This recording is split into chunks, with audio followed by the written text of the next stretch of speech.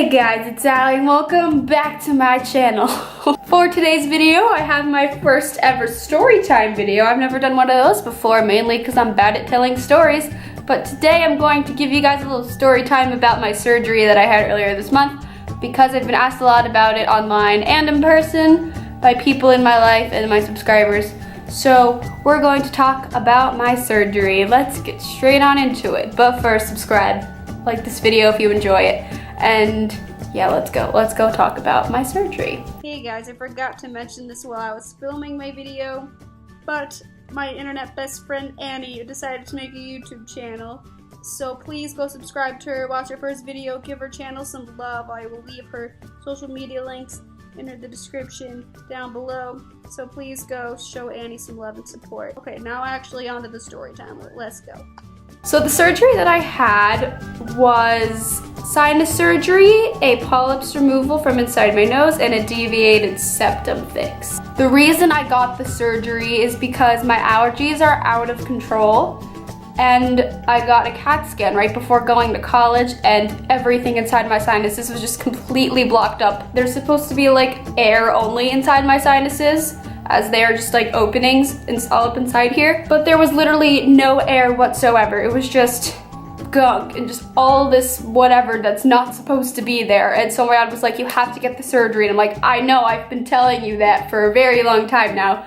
So I wanted to get the surgery over fall break, which is around like Columbus Day. But my dad was like, no, you're gonna need longer to recover. Like, you have to take a week off of dancing. Like, you can't do that. I was so mad. I wanted to just be done with the surgery and just like have my breathing back. I still don't have my breathing back, but I'll get back to that. But ultimately, the decision that my family made was for me to get the surgery on January 4th. Okay, fine. So January 4th comes, I'm sick. Ethan had given me something before we left Mexico, and I was just not feeling well the few days before I went into the surgery. It was really bad, so we kind of had to like lie a little bit to the doctors. I don't recommend doing that. So that morning, January 4th, I arrived at the hospital at around 6 a.m. to get some tests done before I actually went into surgery. I got a blood test and I got my weight checked and some other fun stuff. Pretty exciting, not really. We had to like wait for the blood test results to come back a little bit. It was a pregnancy test, that, by the way, that's why they did that. I'm not pregnant. I don't know why. I got not one but two actually. I got a pregnancy test a couple weeks before the surgery to make sure that I was able to go into the surgery. But I obviously came back not pregnant. Great. But the surgery took like 3 hours. It was a really long surgery because my septum was a lot worse than they thought. And so they had to, you know, fix it so I can breathe through both nostrils at once and not have one more blocked up than the other at all times, because that sucks. So I get out of the OR, 3 hour long surgery under general anesthesia, and I felt so out of it. I felt like I had a huge headache. My nose was like 2 times its original size because it was so swollen. And like there was blood coming out of my nose, and that sounds terrifying, but I promise you it's not.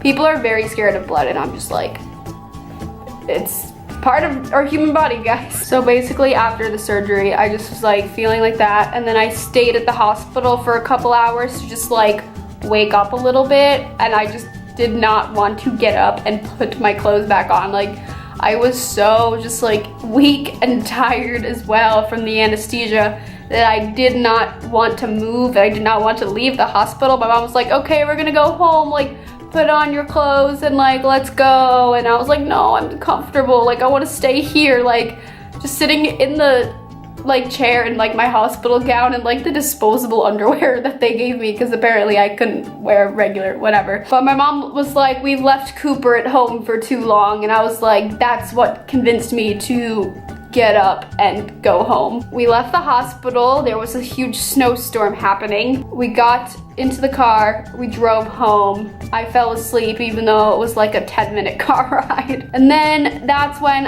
I got to my apartment, and I spent the next week and a half in bed with my dog and my blanket that Annie my friend got me for graduation last year. Thank you, Annie, for the blanket. Cooper literally did not leave my side for the entire time that I was on bed rest. It was absolutely amazing. I've never seen him be that affectionate before in my life. He was always smelling my nose. He could like tell something was wrong with me, and it just warmed my heart because I was like having a tough time recovering, and Cooper was just such a good boy for like, I love dogs. The way I was feeling when I got home, I was just like, I need to go to bed. I'm gonna go to bed. I'm gonna stay in bed for the next few days, like barely getting up, whatever. What sucked is that I had to just like lie like sitting up. So instead of like lying down all the way, like my legs had to be like just regular, and then I'd be like sitting up like I was in a lounge chair.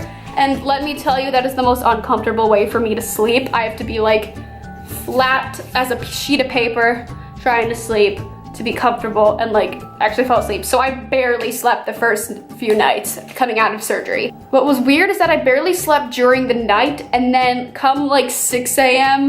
then I would fall asleep. And I'd sleep until like 2 in the afternoon. 2 in the afternoon. Nice one, Al. No, I'd sleep from like 6 a.m. to 2 p.m. every single day. And then it just continued for like another week. And then I did start getting some pain like in my throat and in like my nose and like my sinuses a little bit, like I was having headaches and stuff like that because my sinuses weren't like used to being all clear like this, and they were still like trying to adjust to the situation. So I had a lot of sinus headaches, and for that I took a lot of Tylenol with codeine in it. Basically what the medication did is, yes, it was a little bit of a painkiller, and then the Tylenol just put me to sleep. So I'd always like take it during the day and then nap for 3 hours. Even though I had already slept from 6 a.m. to 2 p.m. I'd get a headache at 4 p.m., fall asleep at 5 p.m. and then I'd sleep even more, and then I would stay up all night because I don't think about these things in advance. What I liked about the surgery, I guess, and the outcomes of it is that the way my nose looks isn't different, except I do still have a little bit of an indent right here from the surgery. It was much more swollen in the first place. I'll try to find a picture and insert it right here. If I don't find a picture, then this just looks really awkward, or I'm like putting a picture of a dog or something. I haven't needed any of the painkillers since before the Dancing with the Stars tour, so that's been pretty good.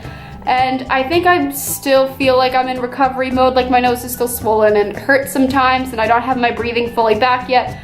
I still have to take like my allergy meds every single day, and I have to rinse my sinuses every single day with the Neil Med bottle thing. I'll insert a picture if you don't know what I'm talking about. And I'm still blowing my nose a lot, but it's not as bad as it used to be.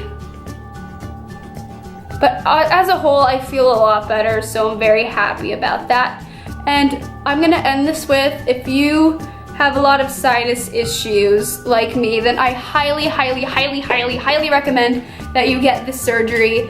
It's so worth it. Surgery is definitely not something that people my age typically get. I'm pretty sure I'm the youngest person that he's ever performed that surgery on. Yeah. That's all I really have to say about my surgery. That is it for this video. If you enjoyed it, please like, comment, and subscribe so that you don't miss any of my future videos. Guys, look, I got a shirt that says like, comment, subscribe. I'm gonna wear this in all my videos forever now. I post new videos every Thursday, so be sure to check that out. Leave a comment down below. Today's question of the post is going to be, have you ever had surgery before? And if so, what was it? Alright guys, I think that's it. Unless I didn't say follow me on social media. If I didn't say that, my links to Instagram, Twitter, and Visco are in the description down below. And I think I covered everything now. I will see you later. Bye!